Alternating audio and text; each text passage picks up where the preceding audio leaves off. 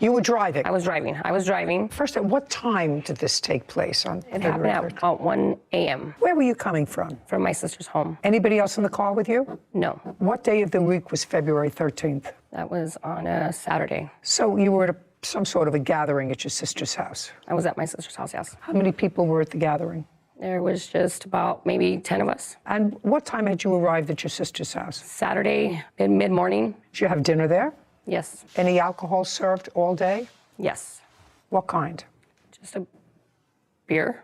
I wasn't there. A beer? So you had 2 beers. Yes. Now you get into the car, it's 1 o'clock in the morning, and you're on your way home, and Okay, so I was I seen like a dog or something in the street. So as soon as I seen it, just a second. So it's 1 o'clock in the morning, you see something in the street. That's what you said. okay, well, it was something, but it turned out to be a dog. So what did you do? I swerved to not hit the dog, You swerved to not hit the something. but it was a dog. Well, we're going to get to how you know that. So you swerved to avoid hitting the something, and you went into a house, went over a fire hydrant. The fire hydrant actually, when I hit the fire hydrant has pushed me into the house. Fire hydrant, water, and you went into the house. The force of the fire hydrant didn't send you into the house, madam, unless you're telling me that the fire hydrant went and that the water was such force that it pushed your car into the house, which I won't believe.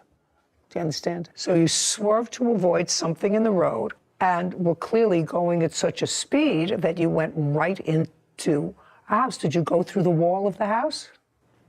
That's either a yes or a no. Yes. And that's what this case is about, because Miss Shepard is a renter in that house. And she says that everything of value that she had was destroyed because of the water and inundation. And your automobile insurance company paid the owner of the house for the damage to the house, but did not compensate Miss Shepard for any of her property that was destroyed. Yeah, my car was not in the house, but I was out of the car. I got out by myself. Oh, that's pretty much in the house. Yeah, she went through 2 walls. Yeah.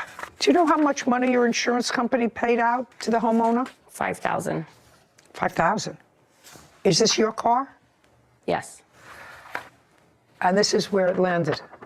Yes.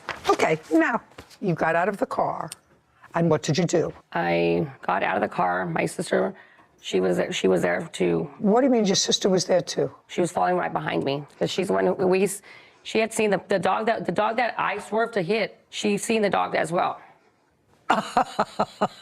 I'm talking to you. You got out of the car, and? I went to walk to get my sister. And? And we waited for the ambulance to get there. For whom? For me. What was wrong with you? I had 3 broken ribs. Where did you wait for the ambulance? Right in front of the house. Now tell me about the dog. The dog, the car came to a stop, I seen the dog run back into the yard. Yeah. So you're crashing into the front of the house. Your eyes are in front of you. You're crashing into a house. You take down the whole wall when you crashed into the house. And what you're telling me is you crashed into the house, and out of what kind of vision? You went through a wall. How did your eyes get to the backyard? You swerve. You go into, either you swerve because there's something in the road, or you swerve because you weren't paying attention, or you swerve because the beers that you had were too late in the day, whatever the reason that you swerved. But now you're facing the inside of a house. I want to know at what point you saw a dog run to the backyard. Well, the car wasn't, I didn't hit head on. It was on the side. It was on the left side, the right side. It was on the right side. So when I hit it, everything went to the right side. I didn't hit it straight on, head forward. This is your car. But I did not hit it straight This is head your on. car. So you're telling me your car was damaged before? No, ma'am. Okay. You did not have renter's insurance. I did not. And what happened when you submitted a claim to Miss Velasquez's insurance company? Absolutely nothing. They never even got back to me on it. Did the police respond to the location? Yes. Were you given a blood alcohol test or a breathalyzer test at the scene? No. Arrived at the scene at 2:30 in the morning. This was determined to be a solo vehicle crash with minor injuries involving an impaired driver. That impaired driver would be you, because she wasn't driving her house. Now, Ms. Velasquez, not good form when the police reports. Do you see the police report? Have you seen the police report? Yes. Okay, so you know the police report found that you were impaired at the time of the accident. It also indicates that the police officer immediately after the accident questioned you on a gurney in the hospital. And that was immediately after this happened. I'm going to read what it says. Party 1, Velasquez, is riding her Honda at 55 miles per hour while under the influence. It says at the time of your statement, Party 1, that's you, states she attempted to turn left because she was heading to her mother's house, but did not recall how she crashed. Certainly don't see anything about a dog here, only an impaired driver.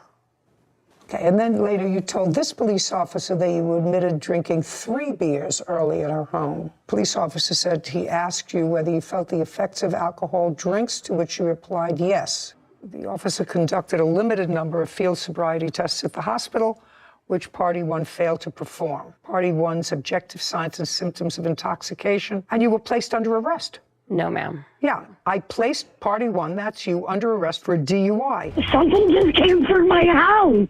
My house exploded. I'm stuck in here. I don't know what's going on. There is a car in my house. Oh my God. They hit the fire hydrant. They went through my house. I no longer have a house. This police officer determined that you were drunk, and this police report has absolutely nothing about a dog causing the accident. It has you saying, I don't know what caused the accident. Yes. I got relocated to Corona. I'm renting a room in Corona. And had you been renting the whole house? Yes, yes. For how long? 10 years, And what was your rent on the house? $7.15 a month. And in the 10 years that you lived there, you accumulated all your stuff. Well, that and time before I lived there, but yes. What about your clothes? I have not seen my clothes since the day the accident happened. Did the water infiltrate the house as a result of the fire hydrant? Yes, I was trapped in that house for 4.5 hours. Me and my dog were trapped in the house for 4.5 hours. The night the accident happened, when I was trapped for 4.5 hours, I was hiding because the fire hydrant was throwing big rocks onto the roof, and I thought the whole house was coming down. You were questioned by police officers immediately after the incident. You responded, actually, to the police officers and told them what happened and told them that you crashed and you didn't know why. The police officers observed your demeanor. They determined that you were operating a vehicle under the influence of alcohol. I don't know whether you have insurance or not. I don't know whether you had insurance on the date of the incident or not. But by your careless and reckless behavior, you've turned this lady's life upside down. She had a little life in a little house where she had all of her property, and you've turned her life totally upside down. She has nothing. And you're responsible for that. So if you had no insurance or if the insurance disclaimed, that would be your problem. Judgment for the plaintiff in the amount requested, $10,000. We're finished. Thank you. This court is adjourned.